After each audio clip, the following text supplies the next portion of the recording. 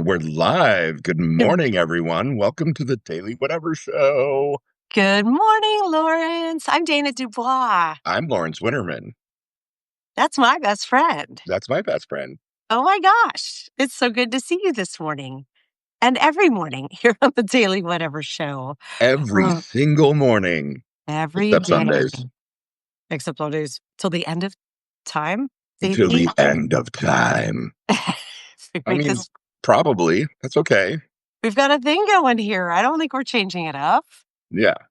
Lawrence, I'm so excited for today's show because you may not know this about me, but I have been a successful matchmaker before. Not professionally, but I know of 3 couples, like long-term married couples who I introduced back in the day. Ooh.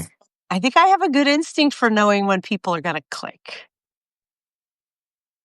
I think you do Yes. too. And you I, do I too. I do too. I think we both kind of intuitively knew immediately that Allie Hamilton and Melissa Corrigan would get along famously, and that I believe Yes. I volunteered to step down in the Oh, in you the do. interest of getting the three of you to have a conversation. Because what do I love more than one fiery, amazing, brilliant, smart, beautiful woman?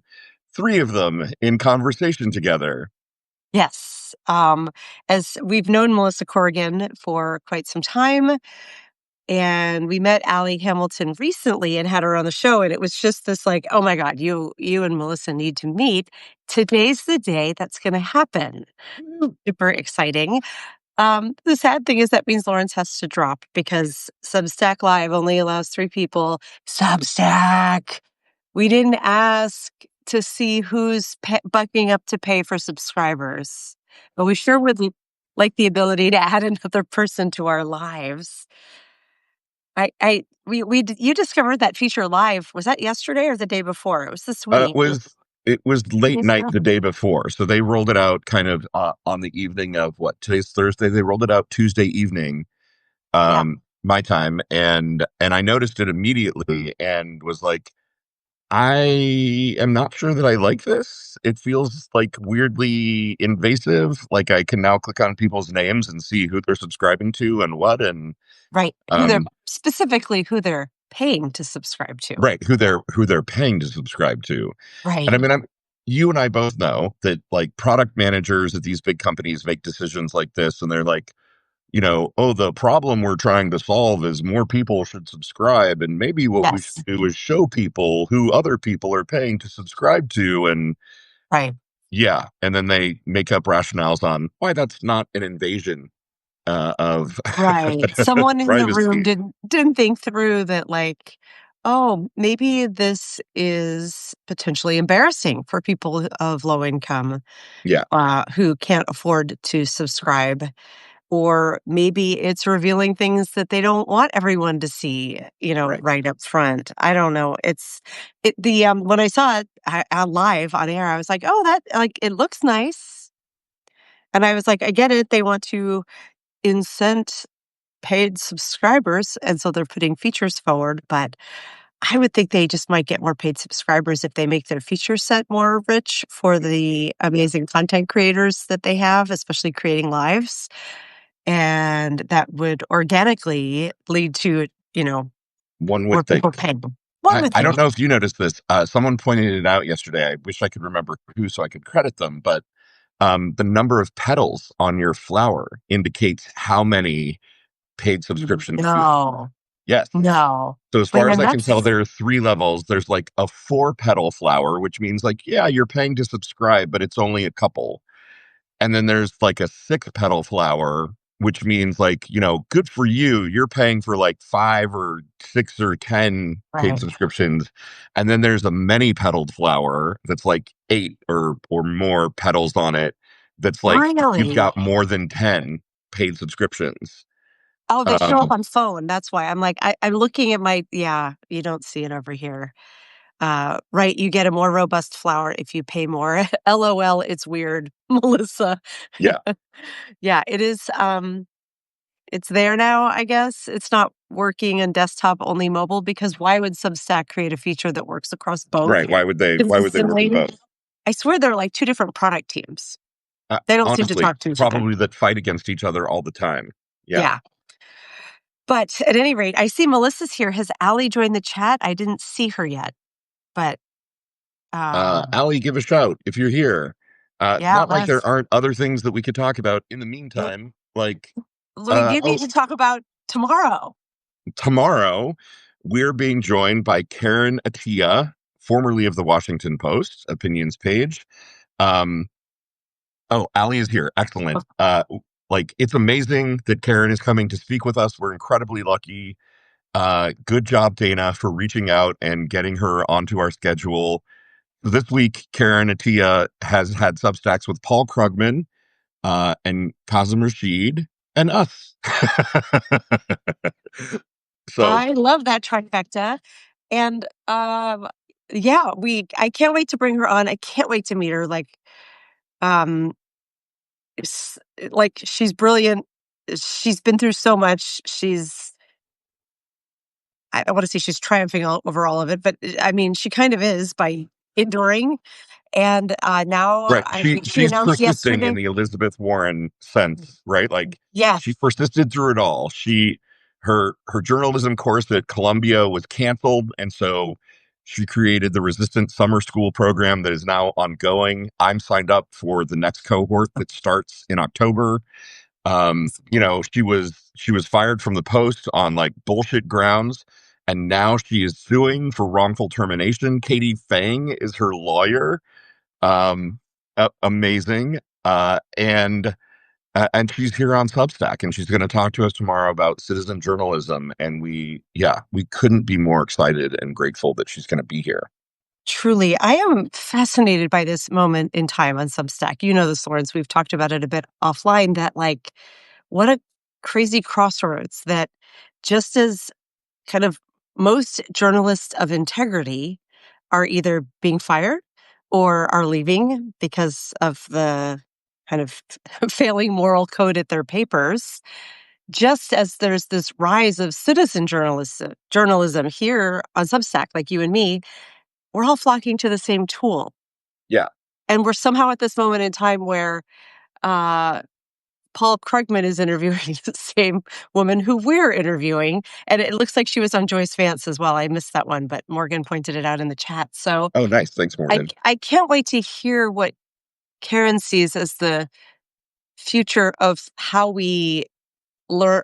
How we learn. How do we consume journalism? How do we present the news? And how do we as consumers view and learn? Because, there's enough misinformation out there. And when we're blurring the professional journalists and the citizen journalists and the anyone wants to start a Substack folks, like, what is that going to look like 6 months from now or 6 years from now? I can't wait to be in conversation with her.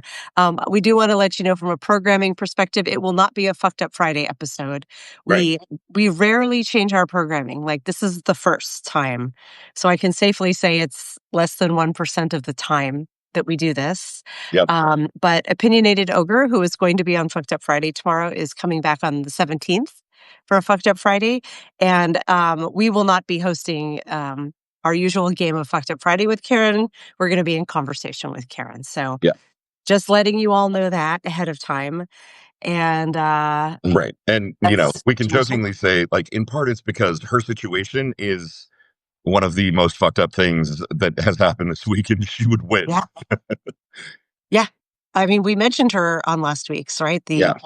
That the situation was indeed fucked up. But yeah, we want to have Karen full on. We want to hear about what she's doing. So we will return Morgan to our has a good regular. idea, a fuck yeah Friday with good news instead. So we actually, some week on Saturdays, we've done like a good news Saturday, and that has been a lot of fun. We kind of originated that idea with Robin Wilding and with Karen Marie Shelton on a day that Dana was out on vacation. I mean, Secret mission. secret missions in Iran, and it was great, and we had a ton of fun. And so we are trying to do that more, Morgan.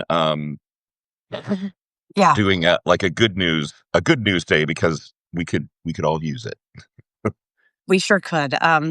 Yeah, we should get that scheduled one of these days soon. But I don't know that Karen's news is quite good news, but I expect she will be inspiring, as I have always heard her to be, as she's telling her story.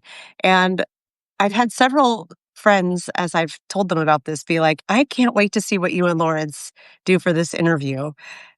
And I kind of can't wait to see what we do for it either, Lawrence. I've been Uh, studying. I mean, Oh, I know. I'm being told that my internet connection is unstable, as is our country.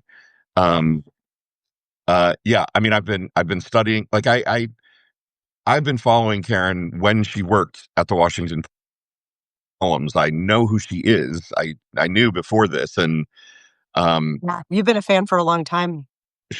she is remarkable. I wanted to sign up for the first cohort of the Resistance Summer School, and I couldn't, just due to timing and because I kind of missed the opportunity. It filled up so quickly.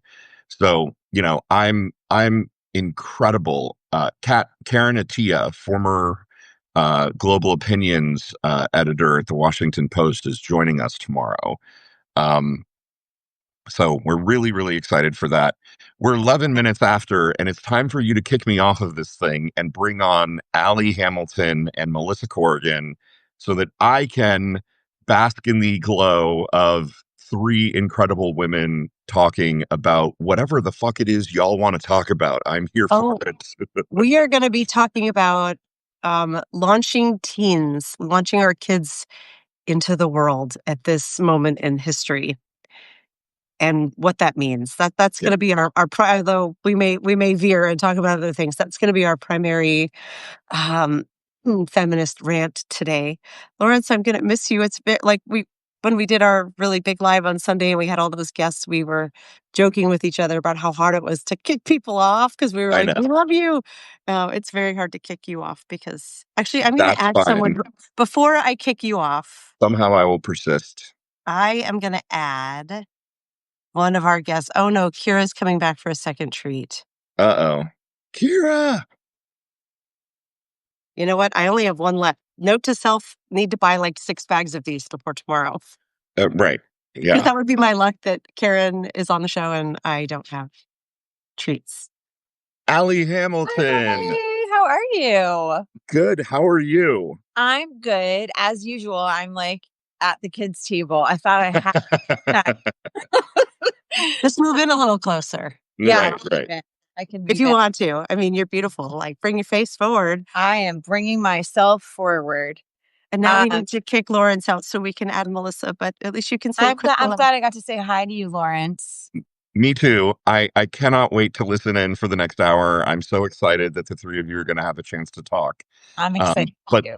let's have you back sometime in the near future so that the three of us can catch up, because I You, feel like it's been forever. I know well, you know what? Like days in this country right now are like weeks. They So it does absolutely feel like a long time. And if you invite me, I will be here. excellent. I love to hear it. All right, Yeah. kick me out, Dana. Bye, Love you, Allie. Nina. Everyone say Love bye, you, Lawrence. bye. Have a In great the day, chat. Lawrence. Thank you. Oh, that broke my heart. I That know. broke my heart, Allie, but I know. I it had to be know. done. Oh, And I'm glad you guys got to say hi. I know. Me too. I picked you because Melissa was just on last week. So I know that she and Lawrence have had a chance to chat. So I was like, Allie needs to join first and say hi. And here comes Melissa. Yay! Hello, lovely. Hello. Melissa, meet Allie. Hi, Allie, meet Melissa. Melissa. Hi, Allie. How are you? Good. I've heard Actually, so many good things. Oh, I've heard so many good things about you too. Are you kidding? And I've read so many good things. I'm sorry. I know I'm like shaking right now, but I'm gonna lower my phone so I'm not looking like I'm sitting at the kids' table anymore. There we go. That's It better. happens. Well, I think an awful lot of folks on the chat already know who you two are. But I would still love, maybe by way of introduction to one another, you can also introduce yourselves to the chat. Melissa, would you like to go first? Yes, I run Counterstory Media. We exist to audit existing societal narratives by telling personal stories. And my side project is Does She Shut Up, where I am primarily at this point sharing feminist rants every other Friday through our Rage Rag. I love that. I was in the first Rage Rag. Yes. I need to get on that and write another rage missive so I You can do, do you another do. Rage Rag. There's certainly a lot to be enraged about right now. Yeah. Allie, why don't you go ahead and introduce yourself to Melissa and the rest of the fine folks? I am, okay. I'm a writer and I've written 2 books. I have a third one that I'm working on right now. It's a memoir. It's probably the one that I've been trying to write the entire time. I have a yoga website that I've had since 2009 called yogisanonymous.com. So when I'm not writing, I'm teaching yoga. And I have 2 kids. I have an 18-year-old and a 16-year-old. My son is older. He's in college, second year, and my daughter is a junior in high school. That was Yeah. going to be my next question. Yes. So old are your kids? So thank you. Yeah. In my mind. I could say more things, but We're going to say a lot more things. We're going to say a lot more things. So you have one launched into college and one at home, a boy in college and a girl at home, right? That's right. A Yeah. man, I guess. We should Yeah, call him a no, man. we just took my son up to school, which is 6 hours north, last weekend, and he is off campus this year. Last year he was in a dorm. So this is his first apartment, and I just right before he was home for the summer, which was amazing. You know, I had to have both kids home, and now that's it's special now, which it's weird because you've got them in the house for so long and then one of them launches and then you realize, oh boy, the second one's going to be right behind and this all goes so quickly. But we just got his first car, which he had been saving up for, I mean, all summer. Mom. And I ended up, helping with that. And I think that's partly why this topic was so timely for me. Yeah. But I think for all of us, really, it's just as I was driving, and just the whole weekend, it's like you want to be celebrating these things, your kid's first apartment and first car. And my daughter is wanting to talk about colleges, and that's we're going to go on college tours in the spring. And at the same time, I am really scared about what is happening here and what is going to happen next. And, I don't even know where we're going to be in 2 years. And my daughter wants to be a journalist. I'm like, okay, so are we going to have a free and fair, press here anymore? It's just trying to make plans, and when you don't know what the future is going to look like and you don't know how scared you should be or if you should be leaving, or should I be looking at universities in Europe right now? I mean, and then I can't leave Allie, my I'm son. so glad to hear you saying all of that. I can't leave my son behind though. So it's if and he doesn't want to leave. It's all that stuff. I mean, and it's also they're both aware of what's happening. And I did have some conversations with him because I wanted to kind of gauge where he was at. But you don't want to scare your kids. You don't want them to know how scared you are. It's just, that's exactly where we're heading today. And it's it's so good to hear you say that because I have my daughters are 17 and 15, so a sophomore and a senior. We're obviously in the throes of looking at colleges and know a lot of other parents in similar situations. And very few of them seem to be looking at the national political situation here and considering it. as they're helping to launch their kids into the world. And so I feel like I'm the crazy one who's like, can we send our kids to a red state? And they're like, it's a college. They're just going to college. And there's that. And then I've been accused a little bit of like, oh, you just don't want your baby to fly too far. And I'm like, no, especially my eldest. I've always thought she was going to go far away for college. She's super independent. She's got these certain talents that will have very specific schools. She's bright and motivated. I mean, I'm sure I'm gonna bawl my eyes out and it will break my heart in a million pieces forever, but, like, I always was like, "Fly, my little bird, go pursue your future." That's not what it is. No. It's, "Wow, what if we're gonna start going down the list of what ifs.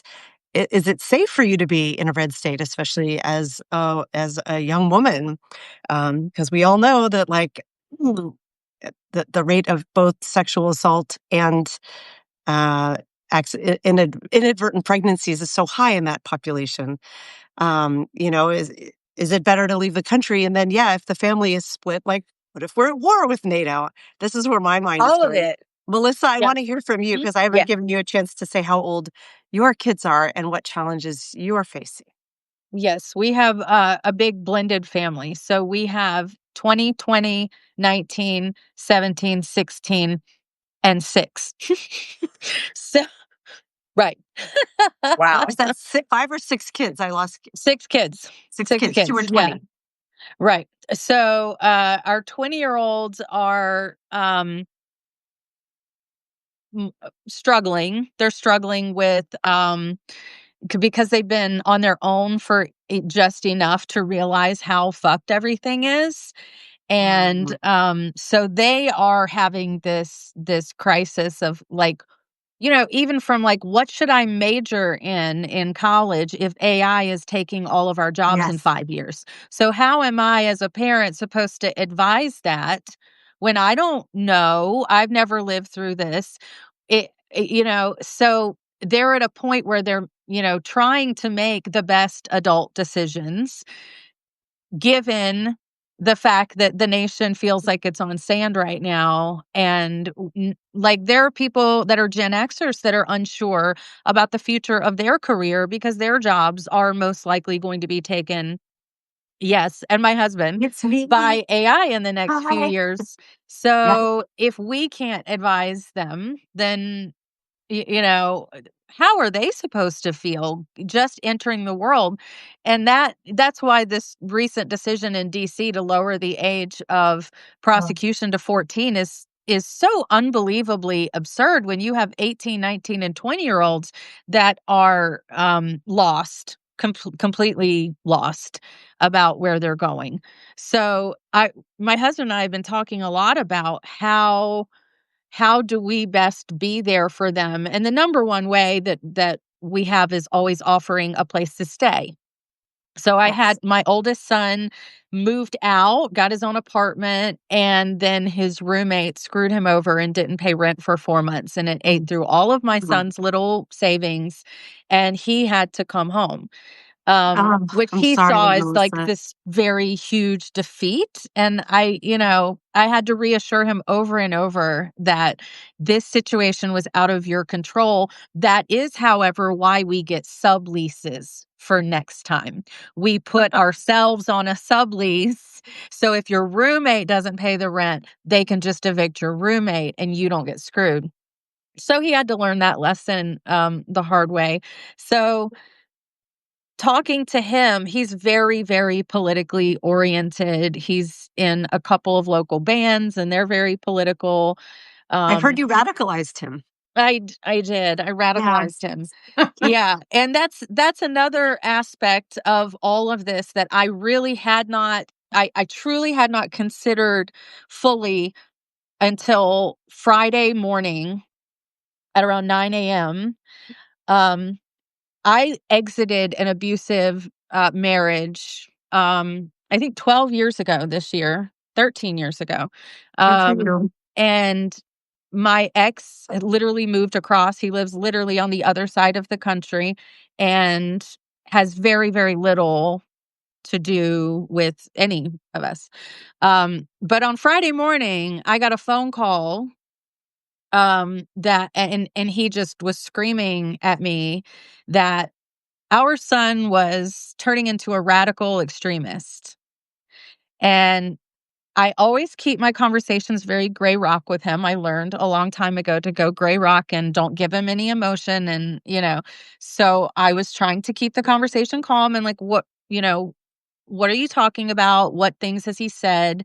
And one of the things he came back with was that he called our president a fascist. And I was like, well, our president is a fascist. And I didn't realize how far to the right my ex-husband has gone, which is very alarming to me considering his personal history. I am very glad he lives on the other side of the country and doesn't really have a lot to do with us. But this brought into glaring light, I suddenly had this consciousness that women everywhere who are custodial parents of children who have left abusive men. Typically, if a man is abusive, his mindset is going to already go down that road anyway. He's so much more susceptible to being sucked into right-wing ideology. And it just hit me like a ton of bricks that every woman who is still, now my youngest with him is 17 and a half, and he's totally over his shit anyway. So it's not as much a concern for me. I was able to brush it off. But if a woman has an abusive ex and he begins using this political line that my ex-wife is radicalizing our children, she's teaching them liberal ideology. And now that our president is aligning liberal ideology with this anti-fascist thing and calling it terrorism, this is giving these men a huge tool to go after their ex-wives.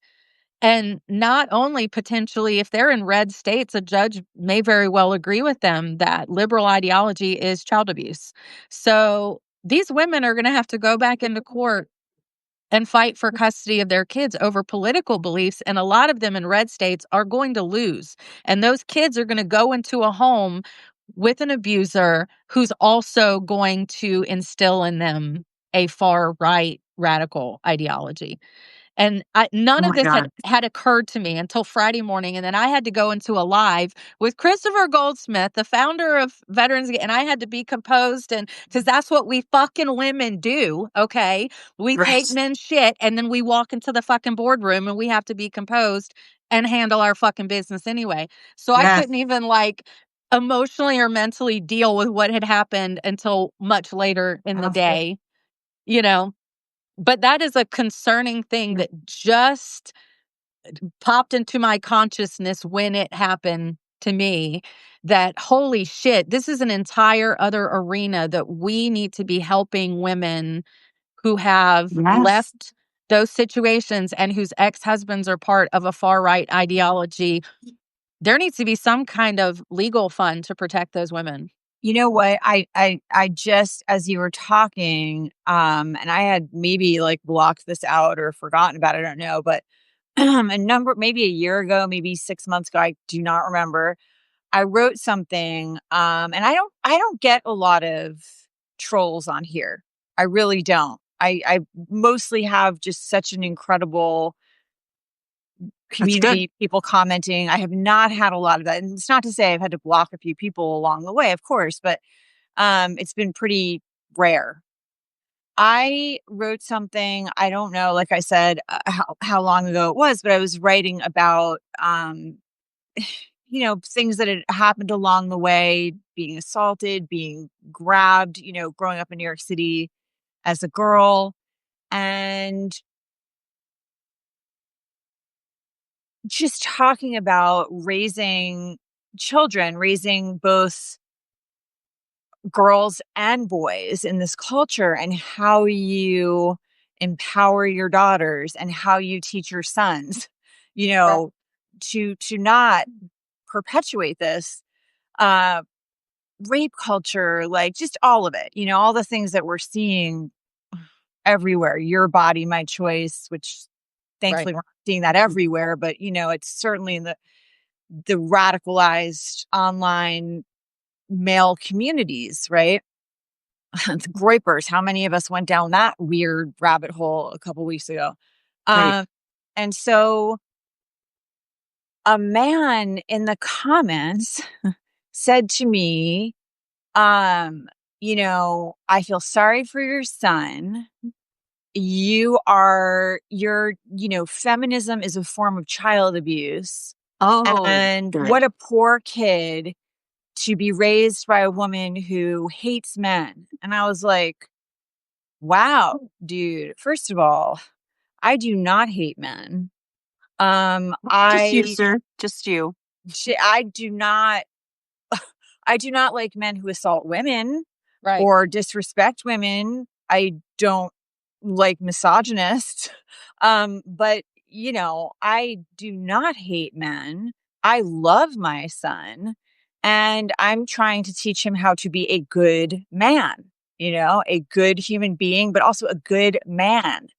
And he is the kid, my son, who, like, at a party, like, if he sees, and this happened, this was before he went to college. He was at a party, I think it was after they had graduated, and a friend of his, a girl, she'd had a little too much to drink at a party, and he saw this guy kind of like taking advantage, and he went over and was like, nope, Knock I'm it going to off. take you home. We're going home. This is not happening. And the guy got in his face a little bit. Like, what are you doing? Like, we're just talking. She's into it. We're having a conversation. He's like, I don't care. She's drunk. Talk to her tomorrow when she's sober. Like, Right. I'm not going to stand here and have her leave Oh, with what a you or good whatever. kid. Took her home. Right. He really was. And but she was a little bit annoyed with him too. In that moment, she was like, I know what I'm doing. Like, I'm fine. But the next day, she was like, I want to start crying. She was like, I just really want to thank you, because I didn't really fully, like, I knew what I was doing, but I would have regretted it today if I had let anything really happen in that state, because I wasn't fully, you know, Wow. to So me, that's he had like what we're such trying to. courage of his convictions that had to come It from was you. just great. I felt, and he Yeah. felt a little bit like I might have overstepped. I don't know where the line is. And I was like, you know what? Better to err on the side of, like, too much than, in my opinion, not enough. Like, better to get your friend home, and have her be annoyed with you than let her get hurt. That's where I'm at. So, I don't always know exactly where the line is either. And I said that to him. I'm like, look, you do the best you can in the moment, but that's Right. that whole idea of what you're describing, these ideologies, right? Whether it's feminism or, political ideology being turned against women now as, like, oh, this is a form of child abuse. Like, where are we right now? That, yeah, your philosophy can be turned against you. Right. Melissa, my brain is still exploding from what you said earlier, about women who are leaving violent men and how they're likely to be right leaning. And if they do have kids, that could become a battle in the future. It's a battle. It could become a battle right now as they're trying to divorce and leave them. Right. Like Right. the threat of losing their kids. Gosh, I think that is powerful and real. And I think you have another project now. Maybe we have another project of. Forever I've coming up never with new heard of a projects. fundraiser specifically around that. That would be an interesting topic to bring to Kelly Sophia Grace, because I know she does a lot of divorce mediation, and ask if she's seen that. Yeah. I Wow. mean, because it's unprecedented. I think even up to a year or two ago, if a man tried to say that in a family court, he'd get laughed out of there. The judge would be like, "Get the fuck out of here." That's not, Right. um, that's just not reasonable. Right. So yeah, it's just like washing over my brain now how It is. potentially harmful, especially in these states, like the Yeah. really radical states like South Carolina that are trying to outlaw no fault divorce. So there won't Oh, even be a custody proceeding if she can't get a divorce without one of the sufficient reasons. It's that Overton window. Lawrence is the one who introduced me to that term. Are you guys familiar with the term Overton window? That introducing like wackadoo ideas on one side, those ideas might be too whacked, but it moves the conversation, and it's moved so far to the right that it now does feel feasible that what in the past would have been like, so you voted for different presidential candidates, that's not a reason to lose custody of your kids, has now become, oh, your wife is part of a terrorist organization because she voted for Kamala Harris. Got it. Right. You lose your kids. Like, that doesn't feel outlandish anymore. And that is a terrifying move. Don't you And think? the fact that my ex-husband literally said, which is hysterical when the rare times he says this, but he said, I'm going to come out there and get custody. Our son's 17 and a half. Like, it was such a joke. But he's like, I'm going to come out there and get emergency custody because you're radicalizing. And I'm like, where did he get that thought, though? Yeah. Yeah. That's crazy. Yeah. I do want to ask, because I don't have sons. I have 2 daughters. Do you all have pointers for our audience and for the broader world of how to raise sons so that they aren't radicalized when the forces of our culture from their peer group are so strong? Like, how do you inoculate them from the nonsense that they're encountering online? You talk and talk and talk and talk and talk. The number one thing that creates the environment for these young men to fall into this incel red pill loop is isolation. They have parents that don't fucking care about them, that don't communicate with them. They go, I won't say they don't care, but I'm going to take that back, because it may not be that they don't care, but their parents may be working multiple jobs to make ends meet in this economy. And so you have a child that's isolated, and they go to the internet. They have the internet on the smart box in their pocket, and they can access any number of this target. And I think we're seeing now, after the Charlie Kirk thing, my kids have gotten texts from Turning Point USA for the first time. I got texts from, so we're seeing how aggressive the right went after those lonely, vulnerable young men in those online spaces. This has been a targeted campaign for like a decade. Going after these young men. And if you weren't talking to your sons and having an ongoing conversation every single day, looking at what they're looking at on their devices, my kids got devices way before I was comfortable with it, because other family members got it. And it was one of the things where it was like, I don't have the capacity to fight that battle constantly. And I wish I had. I wish I had stuck to my guns, because they definitely saw stuff on the internet before they were prepared for that content. But because we had ongoing, constant conversations, it came up in conversations. It may have come up weeks or months later, but we still were able to have the conversation. And as my youngest son definitely saw some content on YouTube and started vocalizing some things that made everybody in the family go, okay, time out. Where'd you hear that? Let's talk about it. We also have family dinner as often as we can, but every Sunday night is a definite. We sit around the table and we all talk. And having that open line of communication where they aren't afraid to come and tell you, I saw this thing, I was talking to this person online and this stuff came up. So having a space where they feel safe to talk to you, but communication, there's no app, there's no blocking thing. Nothing beats having constant communication.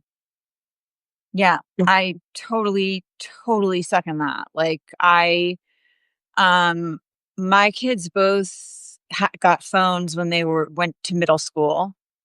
And I think we should touch on this for a second, but I just wanted to you save this other part first, which is, my son also grew up in a house with a single mom and a sister.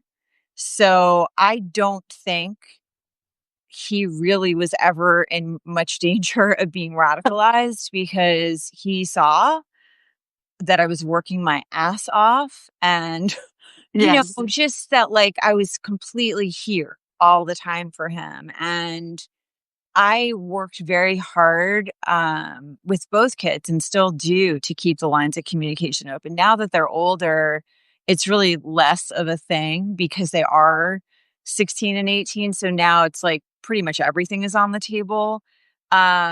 But I was always, when they first got devices, I was like, okay, we're gonna be friends wherever you are online. I am going to be online with you. Yes. Anytime I want to see your phone, you're handing it to me. There is no, like, Right. I'm not gonna spy. I'm not putting spyware on your phone. But if I ask you to see it, that's what's gonna happen. Um, but I trust my kids too, is another thing, because we have a very open line of communication, both of them, which means when they screw up, or or when something goes wrong, there have been times along the way where it's like, to not freak out or punish or lose your mind or, panic. That's been like my work. And thankfully, knocking on all the wood or whatever, that really didn't happen very much. To just solid, I got lucky, there's some very solid kids who they're just good kids. Like, they care about their friends and they care about the world, and they're, Yeah, they're not. you didn't get lucky. You're a good mom. You need to Okay. own I that. mean, thank you. I Yes. mean, but I think that it's like, there were things that came up along the way, and or they would tell me something, I just say, like, instead of getting punitive, I would just talk to them about it. All right, let's talk about Yeah. what happened. Like, let's talk about that decision. What was going on for you? What do you think? What could have been better? Like, what was happening in your mind in that moment? Or, they really never lied to me much, because there wasn't a reason to. I think the worst nightmare for them was letting me down. You know what I mean? Like, making a decision and knowing that, like, my heart was a little broken, or like, just like, oh, Oh, was that's worse sweet. than, like, being grounded or something. I never grounded either kid. I never had to take a phone away. I just didn't have to do those things. It Lucky doesn't mom. mean, it doesn't mean that, like, we didn't have, there weren't, of course things came up along the way. Right. I But wanna oh, sorry, it's so hard to know when to jump in no, when no, no, there's go ahead. on a live, but I wanna underline something that you all said about, my daughters got phones quite early, being that their dad and I are divorced, we have 2 homes, it was a really great way to be able to stay in contact with them, and I know a lot of other at least when my kids were coming of age, there were a lot of kids getting phones, what I would have called early, and I think it's even earlier now, like elementary school. I think it's now a norm that kids have a smartphone. And I remember there were parents who were like, "Well, I wouldn't look at my kid's phone. That's an invasion of their privacy." And I want to say something like loud and clear to parents, because I think it's important that your kids are not entitled to online privacy when they're 12. They Yeah. need you there, and they need you, monitoring what they're doing and putting guardrails on. For example, my kids, even now at 15 and 17, cannot download apps to their iPhone. They have to request. So I see every app they're requesting. And yeah, my eldest is about to turn 18. I don't know that I'm gonna turn that off until she asks for a little while. She now, like, I haven't had to question anything for a long time. Anything she asks for, if there's something I don't recognize, I'll just say, "Hey, what is that?" And she'll say, "Oh, I need it for school. It's a this," or "It's a game I wanna do," or "It's a camera filter," or whatever. At least I know what's going on her phone. And when she was younger, especially, I really had to guide her. Like Instagram, again, like I know parents who were like, I don't want to be their friend on Instagram. I don't need to be stalking what they're doing. And I'm like, no, you need to stay connected Yes, to you what do. they're doing. Yes, you do. 1,000%. My eldest very much was like, I don't want a private one. I want a public Instagram, because in middle school, it was a big deal to have a lot of followers. And I was like, you absolutely may not have a public profile at 12. Like, Yeah. I don't even have my personal accounts are locked down. You are a woman, you're going to be a woman on the internet, you're a girl on the internet. You are locked down. Right. And you should not follow people you don't know. And both of my kids have now, like, I trust them more, and I'll be like, every now and then I'll be like, who is that? And they're like, I don't know. They're like a friend of a friend. And I'm like, don't talk. They know not to engage with people who fit that. And if they start hitting them up or doing anything weird, they will block. So, and I also, as the flip side of that, I know parents who are super overprotective, who now at 16 and 17, they're still not letting their kids get Instagram. And I'm like, okay, well, but they're leaving your home in a year or two. You also need to let them try it while you're still there. It's that whole balance thing, trying to figure that part out. And teaching them, like when you said, you're telling your daughter why you cannot have a public Instagram at 12 years old. Teaching kids, not just, okay, you have to listen to me. I said no. Telling them why, and then encouraging them to do their own research.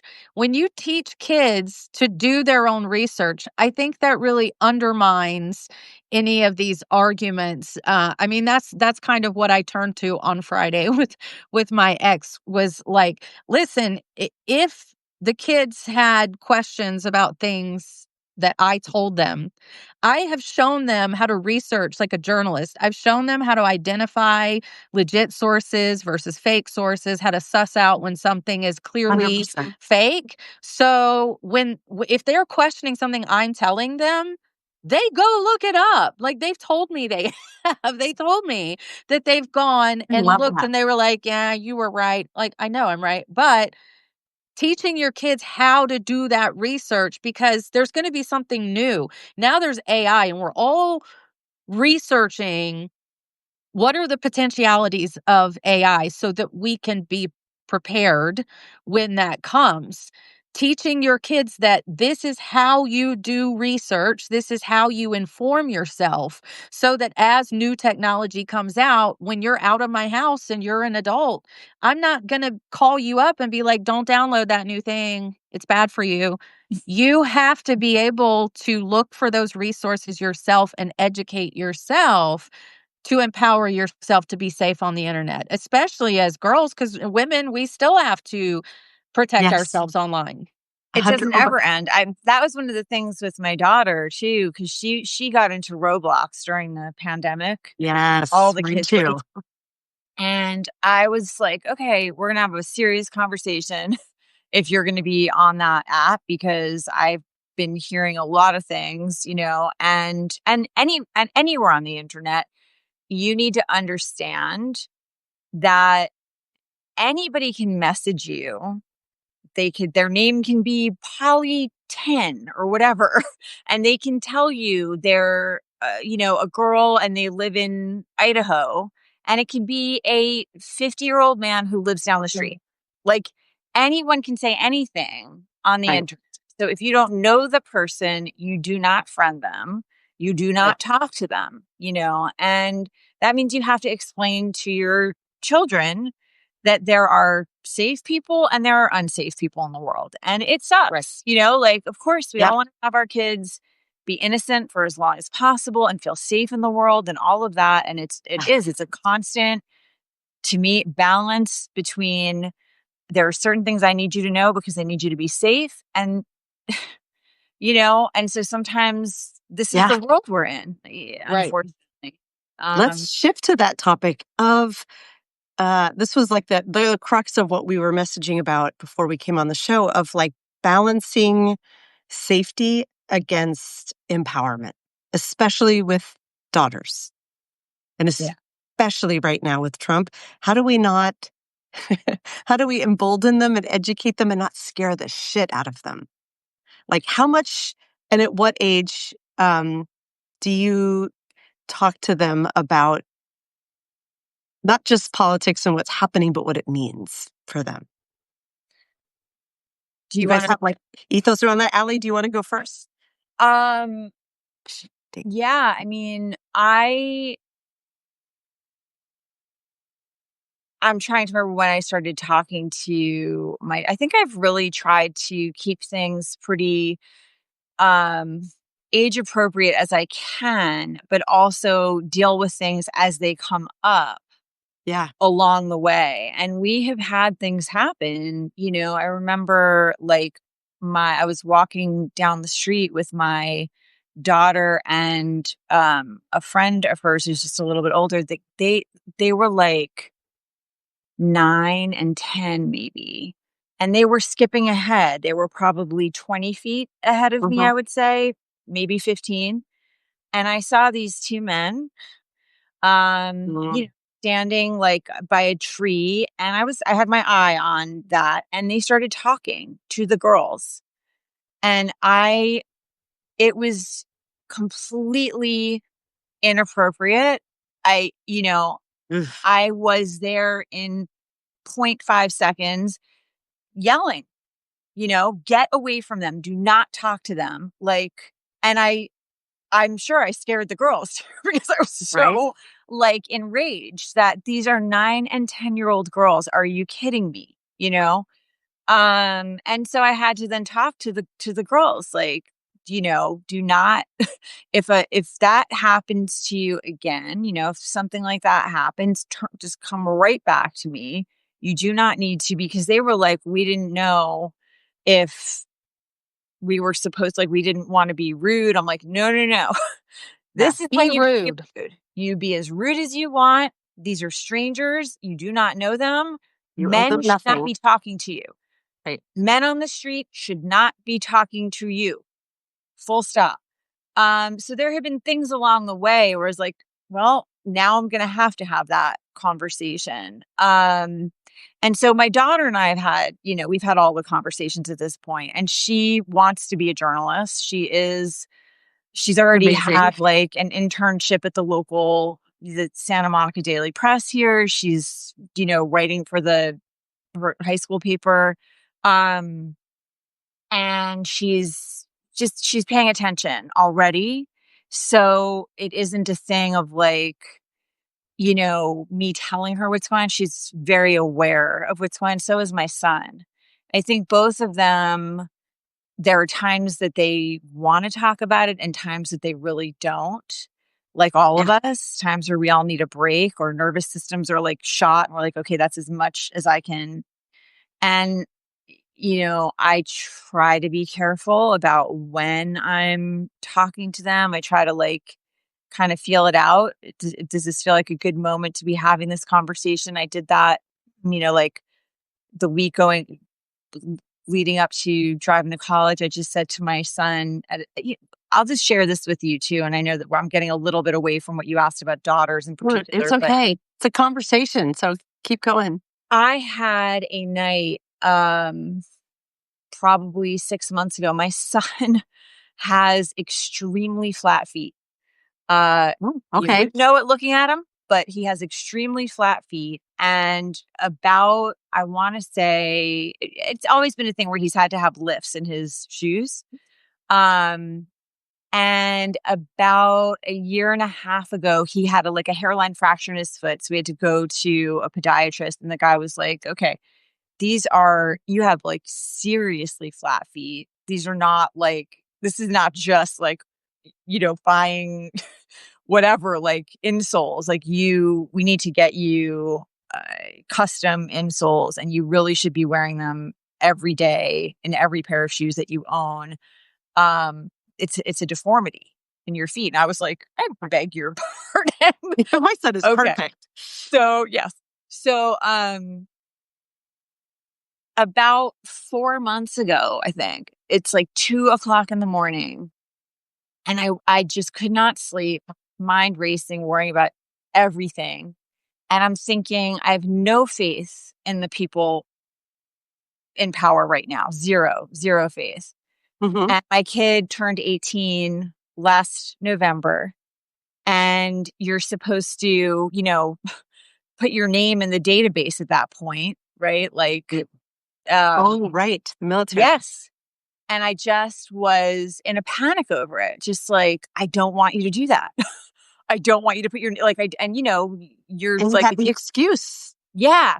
Well, I mean, you don't really have an excuse, but I was like, you know what? At 2 a.m., I sent this podiatrist an email. I was like, I know this is insane and it's 2 o'clock in the morning, but could you send me the x-rays and your assessment that he has like a deformity in his feet? Could you please email me that information so I have it, because I am in a panic. And they did.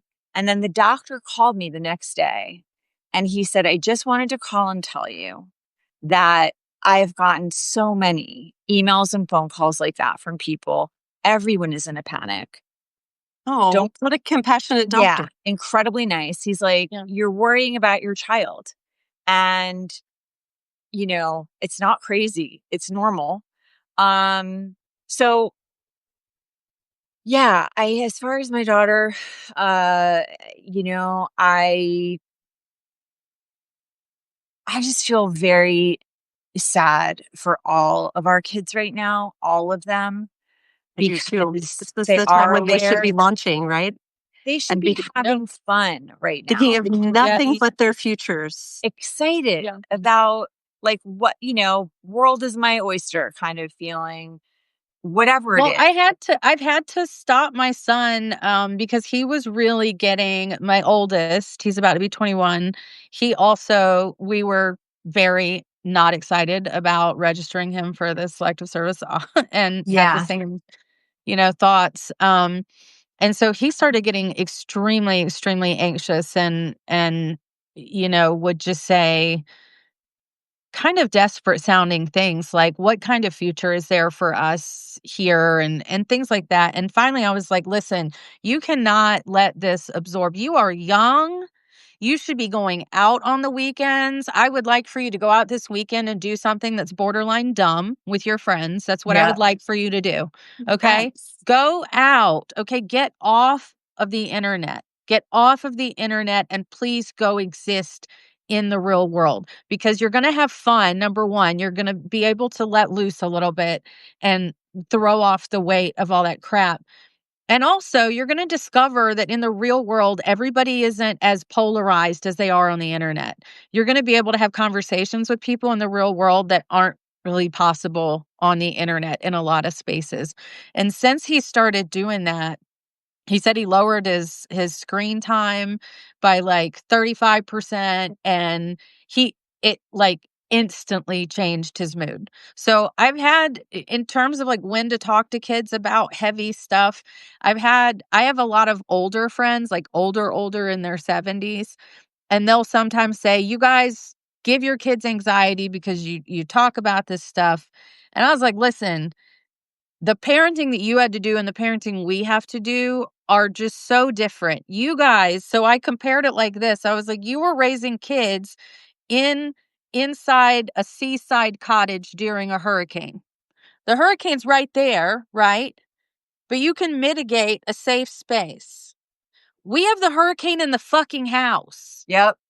We have to teach our kids how to keep themselves safe. So, unfortunately, because all of the bad agents have put the negative stuff out in the world, we have to now address the negative stuff that has been put in the world and inform our kids. Do we want to inform our kids of some of this stuff at Of course these not. ages? No, but it's not our fault. We didn't put it out into the world. But I'm not going to send the kids out in the world unprepared like I was. I was extremely sheltered in an evangelical upbringing. And I hit the world at 18. I was told, we raised you to 18. We have fulfilled our obligation. Have a nice life. And I became homeless for 8 months. And I had to figure out in 8 months of homelessness who to trust and who not to trust and how the real world works. And that was a horrible crash course that I don't wish on anyone. And I certainly wouldn't wish that on my kids. Yeah. Yeah. It's so interesting because like I my mother was, and I didn't realize this until I had my own kids, but for example, like she was here once visiting and my kids were maybe like 4 and 6, 3 and 5, like tiny. And I had just done bath time and my mom and my stepdad were in the living room and they were watching the news, and I wanted to bring the kids out to say goodnight. And so I went out first and I realized they were watching. It was like not news that you would want your 3 and 5-year-old to see. War, like whatever. It was just very not what you need your kids to see right before bed. So I said, hey, I'm going to bring the kids out. Could you just turn that off for a minute? And my mom was like, it's the news. And I was like, I know, but like, look at the screen right now, you know? Right. And she's like, it's the news. And I was like, Mom, I know it's the news, but they're like tiny. They're not, it doesn't matter if it's the news or it's a movie. I don't want them to see those images, period. Like they Oh don't my need to God. see that. She could not, in her mind, because it was the news and it was real, it didn't make sense that I was shielding them from it, which, whatever. Of course, obviously, I was like, you know what? They're I'm just not 3. going to bring them out. If you want to say goodnight, you can come into their room and say goodnight. We don't need to keep going back and forth on this.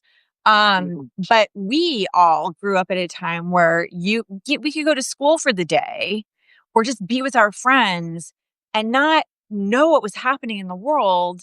Right. Unless we passed a newsstand or we got home at night and we heard it on the news, or it was such a big story that maybe we would hear it if we like went into a restaurant or something, people were talking Right. about it, or there was a TV on there.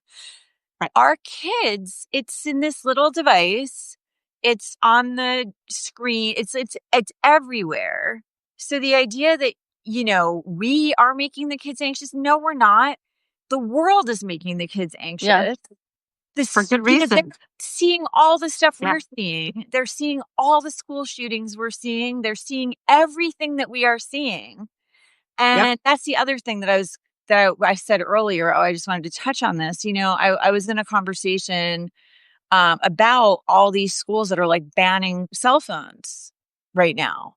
And, listen, I would be like, hey, yes, great, like terrific. We're going to do that.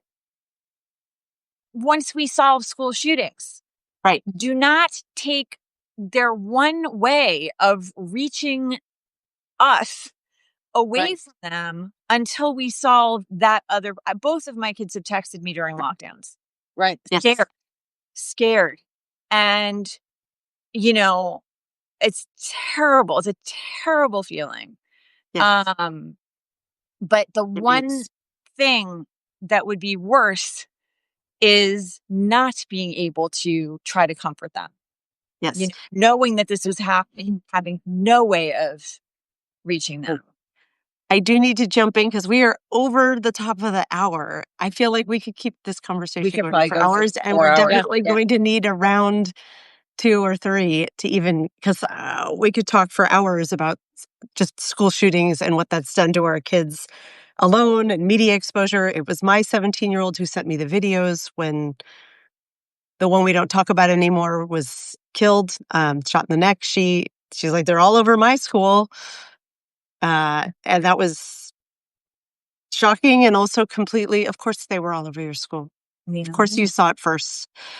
We can't protect them. No. Or we can arm them, but we can't protect them, I think is the hard reality once our babies start getting bigger. Allie and Melissa, you guys are amazing. Thank you so much for being here. What a fun way Thanks to for having me. Yes. Thanks Yeah, for Melissa, I having us. loved This is meeting awesome. we Oh, so nice. I'm so glad to finally meet you.